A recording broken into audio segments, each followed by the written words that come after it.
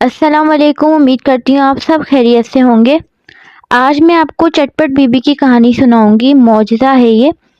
اچھا جی، یہ معجزہ جب مانا جاتا ہے جب آپ کی اولاد نہ ہو، خاص طور پہ اولاد کے لیے، کیونکہ یہاں پہ میں پوری کہانی آپ کو پورا معجزہ سناؤں گی۔ اس میں آپ کو پتہ چلے گا کہ ایک ضعیف عورت ہو گئی تھی، ان کی اولاد نہیں ہو رہی تھی، ضعیف ہو چکی تھی اور ان کی اولاد نہیں ہو رہی تھی، پھر ان کو کیسے اللہ تعالیٰ نے اولاد عطا کی۔ معجزے کا مطلب یہ ہوتا ہے کہ ہمارے ساتھ بھی کچھ لوگ ایسے ہوتے ہیں جو منتوں پہ، معجزات پہ یقین نہیں رکھتے۔ تو میں اس کی بھی آپ کو ایک واقعہ سنا دیتی ہوں۔ واقعہ کیا، ریئل اسٹوری ہی ہوتی ہیں۔ جیسے کہ میں ہوں، اگر میں نے کوئی منت مانی، جیسے جناب سیدہ کی کہانی مانی، جو میں آپ کو پہلے بھی شیئر کر چکی ہوں اپنے پیج پہ، اور اس کا لنک میں آپ کو ویڈیو میں دے دوں گی، ٹھیک ہے۔ اب جیسے ہم درود ابراہیمی کی منت مانتے ہیں، یا کسی بھی درود کی، استغفار کی، یا تو جناب سیدہ کی کہانی کی، ہم اپنے دل میں منت مانتے ہیں کہ ہمارا یہ کام ہو جائے گا، تو ہم یہ منت بڑھائیں گے، ہم جناب سیدہ کی کہانی سنیں گے۔ درود پاک کی منت مانتے ہیں تو ہم کہتے ہیں کہ درود پاک پڑھیں گے۔ تو اسی طریقے سے معجزات ہوتے ہیں۔ پھر ہمارے ساتھ جب یہ معجزہ ہو جاتا ہے، ہماری منت پوری ہو جاتی ہے، تو ہم 10 لوگوں کو ضرور بتاتے ہیں کہ ہم نے یہ منت مانی تھی تو ہماری اس طریقے سے قبول ہوئی۔ تو اسی طریقے سے معجزات ہوتے ہیں۔ پہلے کے دور میں بھی ایسے ہی ہوا کرتا تھا، کافی سارے ایسے معجزات ہوا کرتے تھے جو لوگ پھر ایک دوسرے کو بتایا کرتے تھے۔ تو ایسے ہی یہاں پہ چٹپٹ بیوی کی کہانی ہے، جو ایک ضعیف تھی اور ان کی اولاد نہیں ہوتی تھی، جس کی وجہ سے وہ بہت زیادہ پریشان رہتی تھی۔ تو ان کو اولاد کیسے نصیب ہوئی، کیا ہوا، یہ سنیں۔ اور لازمی نہیں ہے کہ جس کی اولاد نہ ہو وہی مانے، ٹھیک ہے۔ آپ کسی بھی مقصد کے لیے مان سکتے ہیں، کاروبار کی نیت سے بھی مان سکتے ہیں، کسی سے آپ کی میل جول نہیں ہے اس کی وجہ سے بھی مان سکتے ہیں کہ آپ کے تعلقات بحال ہو جائیں، یا آپ کے دل میں کوئی بھی مقصد ہو جس کو آپ پورا کرانا چاہتے ہیں، آپ اس کے لیے بھی مان سکتے ہیں۔ تو یہ معجزہ پورا سنیے گا، اور کس طریقے سے ماننا ہے پوری ڈیٹیل میں آپ کو بتاؤں گی۔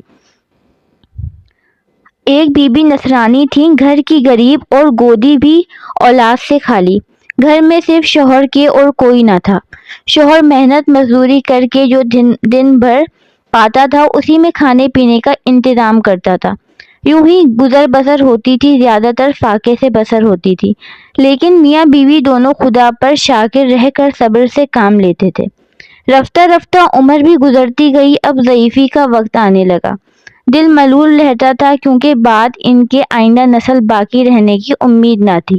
ایک دن ایک ضعیفہ بی بی تشریف لائیں، پوچھا، کیوں بی بی نصرانی، تم کیوں آج کل اتنی غمگین رہا کرتی ہو؟ کوئی خاص بات ہو تو بیان کرو۔ یہ تو معلوم ہے کہ ضعیفی اور غریبی ساتھ نہیں چھوڑتی، اس کا تم کو غم بھی نہیں ہے۔ ہمیشہ تم نے صبر و شکر سے زندگی بسر کی ہے، اب کیا نئی بات ہے؟ بی بی نصرانی نے جواب دیا، بی بی کیا کہوں، قسمت کی بات ہے، غریبی تو غریبی ہی ہے، میں اس عمر تک اولاد سے بھی محروم ہوں۔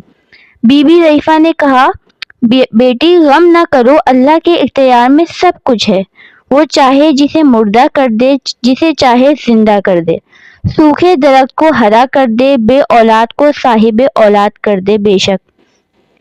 اچھا، تم چٹپٹ بی بی کی کہانی مان لو، خدا بند تعالیٰ تمہاری یہ مشکل آسان کر دے گا۔ یہ کہہ کر بی بی ضعیفہ تشریف لے گئیں۔ نصرانی بی بی نے فوراً کہانی مان لی۔ خدا نے اس کو ایک فرزند حسین و جمیل عطا فرمایا، اولاد سے گھر آباد ہو گیا۔ نصرانی بی بی کو منت پوری کرنے کا خیال آیا۔ فکر مند ہوئی کہ کیوں کر منت پوری کروں۔ ضعیفہ سے ترکیب بھی نہ پوچھی کہ جب منت پوری ہو جائے تو کس طرح منت اتاری جائے۔ اتنے میں شام ہونے لگی، دیکھا کہ ایک نقاب پوش ضعیفہ تشریف لائیں اور بولی، تم نے ابھی تک منت نہیں اتاری؟ نصرانی عورت ان کے قدموں پر گر پڑی اور گڑ گڑا کے بولی، میں آپ کو برابر یاد کرتی تھی، خدا کا شکر ہے آپ تشریف لے آئیں۔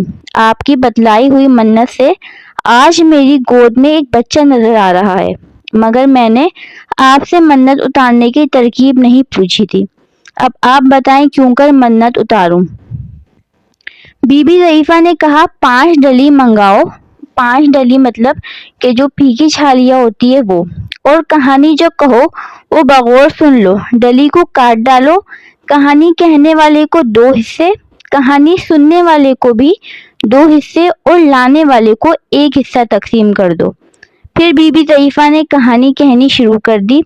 ایک روز امیر المومنین علیہ السلام کچھ آٹا جو کا لائے اور جناب فاطمہ زہرا کو دیا کہ اس کی روٹیاں تیار کرو، آج تمہارے پدر بزرگوار رسول خدا صلی اللہ علیہ وسلم کو میں نے کھانے پر مدعو کیا ہے۔ جناب سیدہ سلام اللہ علیہا نے خوشی خوشی آٹا خمیر کیا اور روٹیاں تیار کی۔ جناب رسول خدا بعد نماز مغرب تشریف لائے۔ جناب سیدہ نے دسترخوان لگایا، محسن پاک باپ نے ایک ساتھ کھانا تناول فرمایا، اور جب پیغمبر اکرم صلی اللہ علیہ وسلم رخصت ہونے لگے تو جناب سیدہ نے عرض کی، بابا جان اسی طرح کل میری طرف سے کھانا نوش فرمائیے گا۔ حضرت محمد صلی اللہ علیہ وسلم نے قبول فرمایا۔ پھر حضرت علی علیہ السلام کہیں سے جو کا آٹا لائے اور جناب سیدہ نے کھانا تیار کیا۔ بعد نماز مغرب پھر رسول خدا تشریف لائے اور سب کے ساتھ کھانا کھایا۔ جب آپ صلی اللہ علیہ وسلم واپس جانے لگے تو حضرت امام حسن علیہ السلام نے نہایت ادب سے عرض کی، نانا جان میری طرف سے بھی دعوت قبول فرمائیے۔ ارشاد ہوا، اچھا بیٹا تمہاری دعوت بھی قبول۔ پھر کھانے کے انتظامات ہوئے اور جناب رسول اکرم صلی اللہ علیہ وسلم تشریف لائے اور کھانا تناول فرمایا۔ جب واپسی کا ارادہ کیا تو حضرت امام حسین علیہ السلام نانا جان کے گلے میں باہیں ڈال دی اور بولے، نانا جان کیا مجھ کو محروم رکھیں گے؟ نانا سمجھ گئے اور فرمایا، بیٹا حسین تمہاری بھی دعوت قبول ہے۔ چنانچہ حسب دستور پھر سامان کھانے کے فراہم ہوئے اور نبی صلی اللہ علیہ وسلم تشریف لائے۔ جب کھانے وغیرہ سے فراغت پا کر آپ رخصت ہونے لگے تو فضہ کنیز دروازے تک پہنچانے آئیں اور دستبستہ عرض کی، یا رسول اللہ یہ کنیز بھی آرزو مند ہے کہ حضور کل میری طرف سے دعوت قبول فرمائے۔ حضرت صلی اللہ علیہ وسلم نے درخواست قبول فرما لی۔ اتفاق سے فضہ کو سامان خوردونوش مہیا نہ ہو سکے۔ ادھر شام ہونے کو قریب آئی مگر کسی سے اس سلسلے میں کوئی تذکرہ نہ کیا۔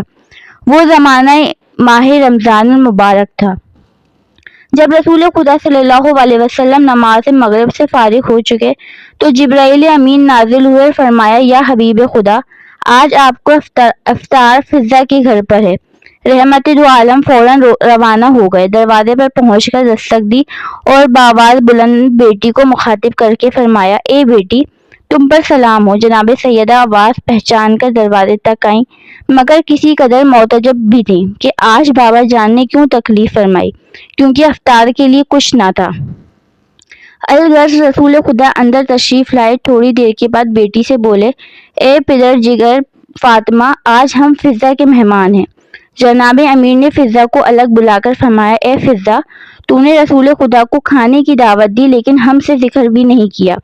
فضہ نے عرض کی، یا امیر المومنین مجھے گھر کے حالات خوب معلوم ہیں اس لیے تذکرہ نہ کر سکی، سوچا تھا کہ میں خود انتظام کروں گی۔ یہ کہہ کر فضہ نے وضو کیا اور گوشے میں جا کر 2 رکعت نماز حاجت ادا کی اور دونوں ہاتھ دعا کے لیے بلند کی اور گڑ گڑا کر بولی، اے خالق ہر بلند وابستی میں تیرے حبیب کی بیٹی کی کنیز ہوں اور تیرے حبیب کو اپنا مہمان کیا ہے۔ تو جانتا ہے کہ میں کیا ہوں، اس لیے تجھے تیری کبریائی کا واسطہ دیتی ہوں کہ میری لاش رکھ لے اور اپنے محبوب ان کی آل پاک سے سرخرو کر دے۔